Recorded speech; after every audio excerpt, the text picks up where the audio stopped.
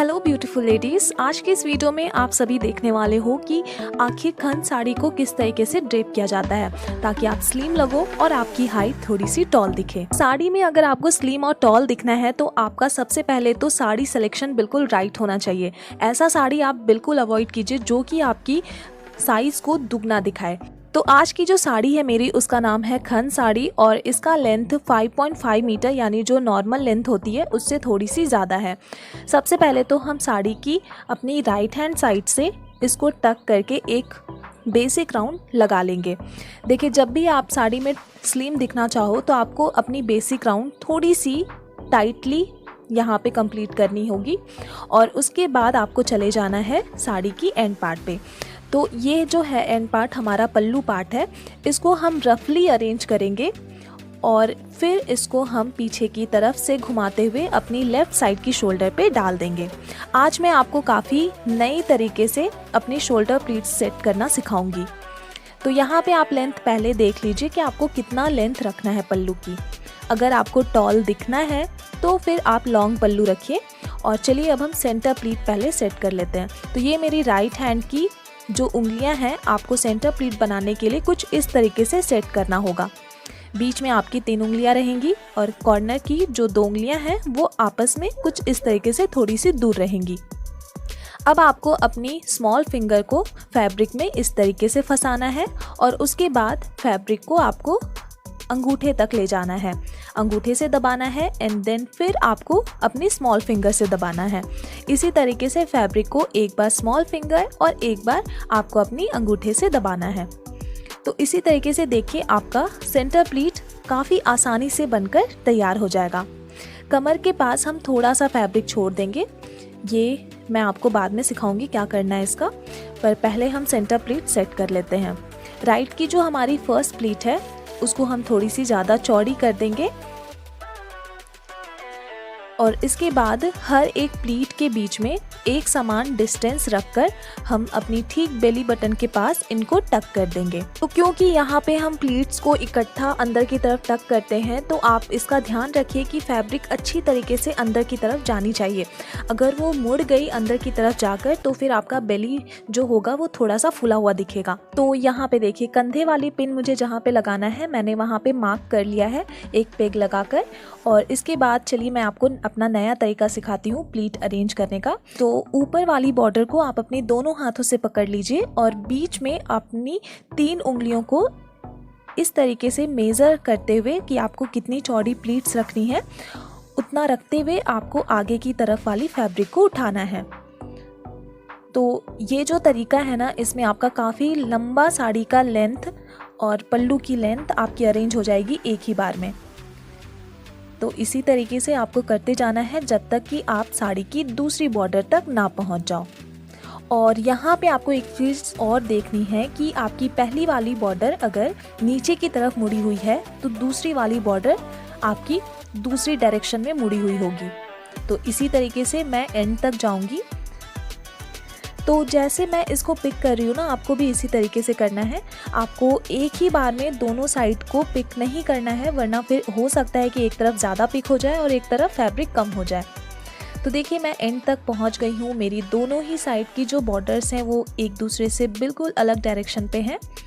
तो ठीक इसी तरीके से आपको भी अपनी पल्लू को अरेंज करनी है। अब इसके बाद जहाँ मैंने मार्क लगाया हुआ है मैं वहाँ तक जाऊँगी इसी तरीके से पल्लू अरेंज करते हुए।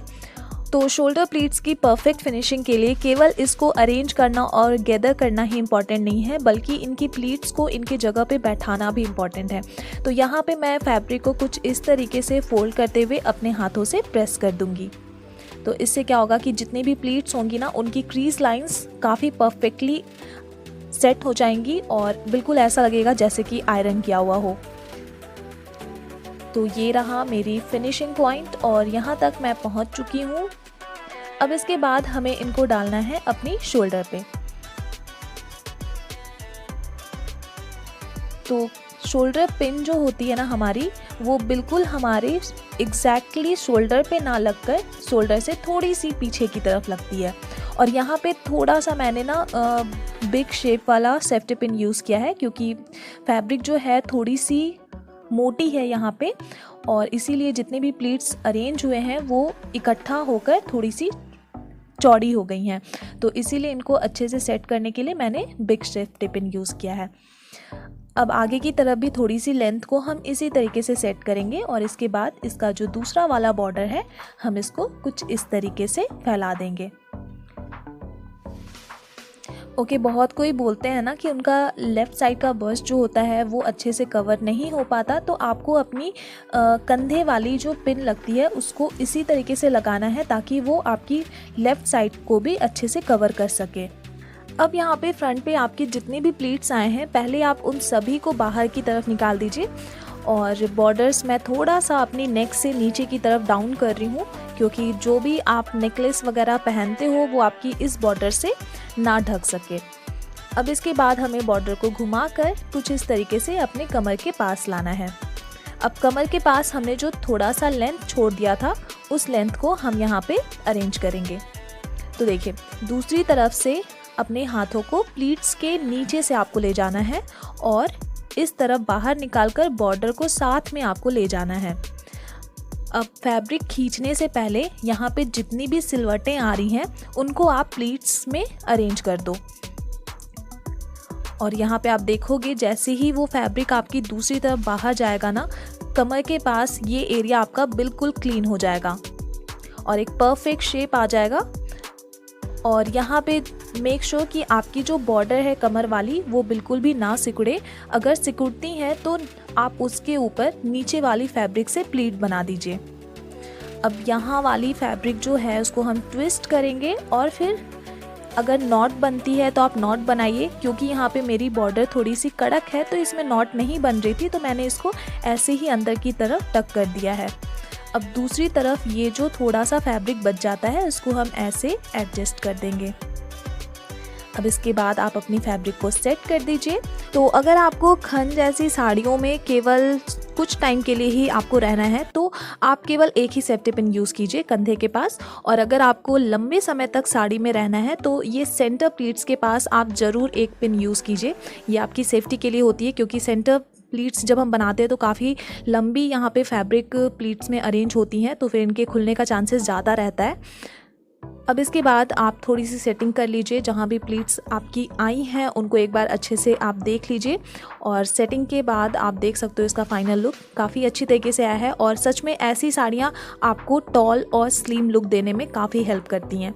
सो लेडीज़, आई होप आज की वीडियो से आप लोगों को बहुत कुछ सीखने को मिला होगा, और अगर आपकी कोई सी भी क्वेरीज़ हैं इस वीडियो से रिलेटेड तो आप नीचे कॉमेंट सेक्शन में कॉमेंट कर सकते हो। मैं आपकी क्वेरीज़ अपनी नेक्स्ट वीडियो में बताना चाहूँगी। सो अब मैं आप लोगों से मिलती हूँ अपनी अगली नेक्स्ट वीडियो में। So till then take care and bye.